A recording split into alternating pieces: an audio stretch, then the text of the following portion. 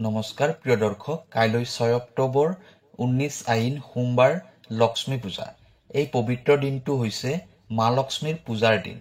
ধন, শান্তি আৰু সমৃদ্ধিৰ দেৱী, যাৰ আশীৰ্বাদৰ দ্বাৰা জীৱনৰ প্ৰতিটো ক্ষেত্ৰতে পূৰ্ণতা আহে। কিন্তু আপুনি জানেনে, সকলোৰে ঘৰত লক্ষ্মী পূজা হয়, তথাপি কিয় কিছুমানৰ ঘৰত ধন টকা পইচা বৃদ্ধি হয় আৰু কিছুমান মানুহৰ ঘৰত সদায় অভাৱ অনাটন হৈ থাকে? ইয়াৰ বাবে কাইলৈ লক্ষ্মী পূজাৰ দিনা আপোনাৰ ঘৰৰ তুলসী গছজোপাৰ তলত এটা বস্তু পুতি ৰাখিলে মা লক্ষ্মীৰ কৃপাত আপোনাৰ ঘৰখনলৈ কেতিয়াও অভাৱ নাহে, কেতিয়াও দৰিদ্ৰতা নাহে।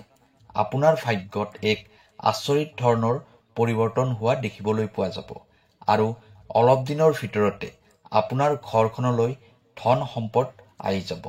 ধন সম্পদৰে ভৰি পৰিব আপোনাৰ ঘৰখন। যি ব্যক্তিয়ে লক্ষ্মী পূজাৰ দিনা তুলসী গছজোপাৰ তলত এই বস্তুটো পুতি ৰাখিব, তেওঁ মা লক্ষ্মীৰ লগতে ভগৱান বিষ্ণুৰো পৰম কৃপা লাভ কৰিবলৈ সক্ষম হ'ব, যাৰ দ্বাৰা সেই ঘৰখনত থকা ব্যক্তিসকলৰ সকলোবোৰ আশা-আকাংক্ষা পূৰ্ণ হয়।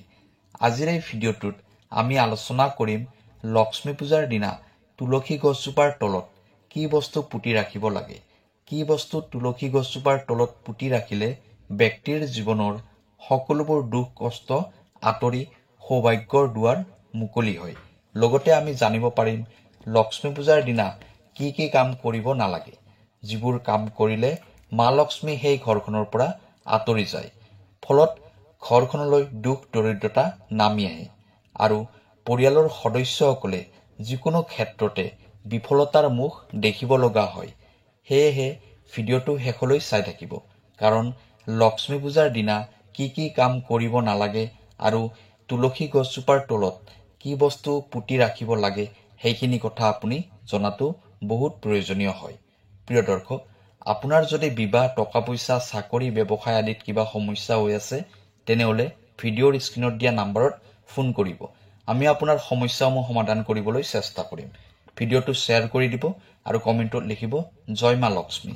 এতিয়া আহক ভিডিঅ'ৰ পৰৱৰ্তী অংশলৈ যাওঁ। এতিয়া জানি লওঁ আহক লক্ষ্মী পূজাৰ দিনা তুলসী গছজোপাৰ তলত কি বস্তু পুতি ৰাখিব লাগে। মা লক্ষ্মী হৈছে ভগৱান বিষ্ণুদেৱৰ পত্নী। মা লক্ষ্মীৰ কৃপাদৃষ্টি নাথাকিলে মানুহে গোটেই জীৱন দুখ কষ্ট দৰিদ্ৰতাৰ মাজত পাৰ কৰিব লগা হয়। সেই মা লক্ষ্মীৰে এটা ৰূপ হ'ল তুলসী। শংখচূড়ৰ পত্নীৰ নাম আছিল বৃন্দা। বৃন্দাই মৃত্যুৰ পিছত তুলসী গছ হৈ জন্ম লৈছিল। বৃন্দাই শ্ৰীহৰি বিষ্ণুক শিললৈ ৰূপান্তৰ হোৱাৰ অভিশাপ দিছিল আৰু ভগৱান বিষ্ণুৱে বৃন্দাক মৃত্যুৰ পিছত তুলসী গছ হোৱাৰ অভিশাপ দিছিল। তুলসী গছ ভগৱান বিষ্ণুৰ অত্যন্ত প্ৰিয় হয়। সেয়েহে তুলসী গছৰ তলত কাতি বিহুৰ দিনা এটা শিল পুতি ৰাখিব লাগে।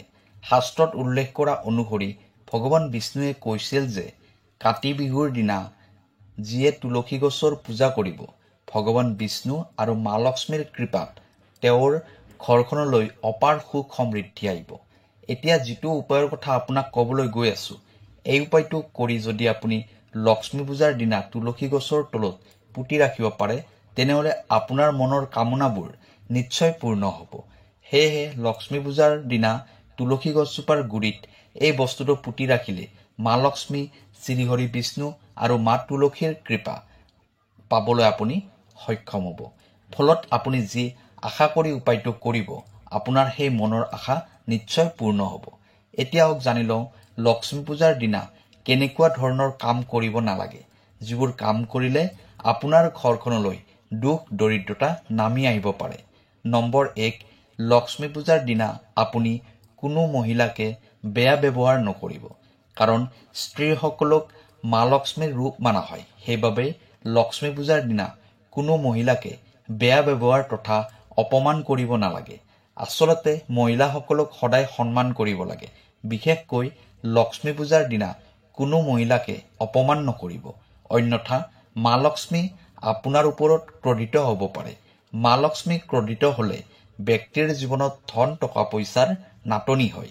নম্বৰ 2, লক্ষ্মী পূজাৰ দিনা ঘৰখন ধুনীয়াকৈ চাফ চিকুণ কৰি ৰাখিব, কাৰণ লেতেৰা হৈ থকা ঘৰত মা লক্ষ্মীয়ে কেতিয়াও প্ৰৱেশ নকৰে। সেয়েহে যদি আপুনি মা লক্ষ্মীৰ আশীৰ্বাদ পাব বিচাৰিছে তেনেহলে লক্ষ্মী পূজাৰ দিনা আপোনাৰ ঘৰৰ চাৰিওফালে পৰিষ্কাৰ পৰিচ্ছন্ন কৰি ৰখাটো অত্যন্ত প্ৰয়োজনীয়। গোটেই ঘৰখন পোহৰ কৰি ৰাখিব। লক্ষ্মী পূজাৰ দিনা ৰাতিপুৱা সোনকালে শুই উঠি স্নান কৰি তুলসী গছত জল অৰ্পণ কৰি মা লক্ষ্মীৰ ফটো নাইবা মূৰ্তিৰ সন্মুখত এগছি ঘিৰ চাকি জ্বলাই দিব। নম্বৰ 3, লক্ষ্মী পূজাৰ দিনা কাৰো সৈতে কাজিয়া পেচাল নকৰিব। এই দিনটো শান্তিৰ পৰিৱেশৰ মাজেৰে পাৰ কৰিবলৈ চেষ্টা কৰিব। এই লক্ষ্মী পূজাৰ দিনটোত সকলোৱে নিৰামিষ আহাৰ গ্ৰহণ কৰিব। যিকোনো অনৈতিক কাৰ্য কৰাৰ পৰা বিৰত থাকিব লাগে এই দিনটোত, কাৰণ এইবোৰ মা লক্ষ্মীয়ে একেবাৰে পছন্দ নকৰে। মা লক্ষ্মীৰ আশীৰ্বাদ পাবলৈ হলে লক্ষ্মী পূজাৰ দিনটোত একো অশান্তিদায়ক কাম নকৰিব। যদি আপুনি মা লক্ষ্মীৰ পৰম কৃপা লাভ কৰি জীৱনত ধন ঐশ্বৰ্য লাভ কৰিব বিচাৰে তেনেহলে লক্ষ্মী পূজাৰ দিনা ৰাতিপুৱা শুই উঠি স্নান কৰি লৈ আপোনাৰ ঘৰৰ মুখ্য দুৱাৰ তথা ঘৰৰ গোটেইকেইটা ৰুমতে পানীত অলপ হালধিৰ গুড়ি মিহলি কৰি ছটিয়াই দিব। ইয়াৰ ফলত ঘৰৰ পৰা নিগেটিভ এনাৰ্জিবোৰ আঁতৰি যাব আৰু ঘৰলৈ সুখ শান্তি সমৃদ্ধি আহিব। লগতে ঘৰৰ ঈশান কোণত অৰ্থাৎ উত্তৰ পূব কোণত লক্ষ্মী পূজাৰ দিনা গধূলি সময়ত এগছি ঘিৰ চাকি জ্বলাই ৰাখিব। এতিয়া জানি লওঁ আহক লক্ষ্মী পূজাৰ দিনা তুলসী গছজোপাৰ তলত কি বস্তু পুতি ৰাখিব লাগে, যাৰ ফলত আপোনাৰ জীৱনত হৈ থকা দুখ কষ্টবোৰ আঁতৰি যাব, টকা পইচাৰ সমস্যাসমূহ দূৰ হৈ যাব, ঘৰলৈ সুখ শান্তি সমৃদ্ধি আহিব। এই উপায়টো কৰিলে ধাৰ ঋণৰ সমস্যা আদি কৰি টকা পইচাৰ ক্ষেত্ৰত যিবোৰ সমস্যা হৈ আছে এই সকলোবোৰ সমস্যাৰ পৰা মুক্তি পাব পাৰিব। এই উপায়টো কৰিলে মা লক্ষ্মী আৰু মা তুলসী দেৱীৰ কৃপাত আপোনাৰ ভাগ্যত চমৎকাৰ ঘটি সৌভাগ্যৰ দুৱাৰ মুকলি হ'ব। এই উপায়টো কৰিবলৈ আপোনাৰ প্ৰয়োজন হ'ব এটা এটকীয়া কইন্স আৰু এখন সৰু ৰঙা কাপোৰ। লক্ষ্মী পূজাৰ দিনা ৰাতিপুৱা সোনকালে শুই উঠি তুলসী গছজোপাৰ গুৰিত জল অৰ্পণ কৰিব। তুলসী গছজোপাৰ চাৰিওফালে ভালদৰে পানীৰে মুচি ল'ব। গধূলি সময়ত অৰ্থাৎ লক্ষ্মী পূজাৰ দিনা গধূলি তুলসী গছজোপাৰ গুৰিত চাকি জ্বলাই দিব। তাৰ পিছত তুলসী গছজোপাৰ ওচৰত ৰঙা কাপোৰ এখন পাৰি দিব আৰু তাৰ ওপৰত এটকীয়া কইন্সটো ৰাখি দিব। ইয়াৰ পিছত আপোনাৰ মনৰ কামনাবোৰ ভালদৰে কৈ যাব। আপুনি যেনেকুৱা ধৰণে প্ৰাৰ্থনা কৰে ঠিক তেনেকুৱাকৈয়ে প্ৰাৰ্থনা কৰিব। এইখিনি কাম কৰা হোৱাৰ পিছত ৰঙা কাপোৰখনত এটকীয়া কইন্সটো ভালদৰে মেৰিয়াই লৈ তুলসী গছজোপাৰ গুৰিত পুতি দিব। ইয়াৰ পিছত মা লক্ষ্মীৰ এটা মন্ত্ৰ 108 বাৰ উচ্চাৰণ কৰিব। মন্ত্ৰটো হ'ল ওম হ্ৰিং শ্ৰীং লক্ষ্মী নম। ওম হ্ৰিং শ্ৰীং লক্ষ্মী নম। মন্ত্ৰটো আকৌ এবাৰ কৈ দিছোঁ, ওম হ্ৰিং শ্ৰীং লক্ষ্মী নম। এই মন্ত্ৰটো 108 বাৰ জপ কৰি আপোনাৰ মনৰ ইচ্ছাটো মা লক্ষ্মীৰ ওচৰত প্ৰকাশ কৰিব।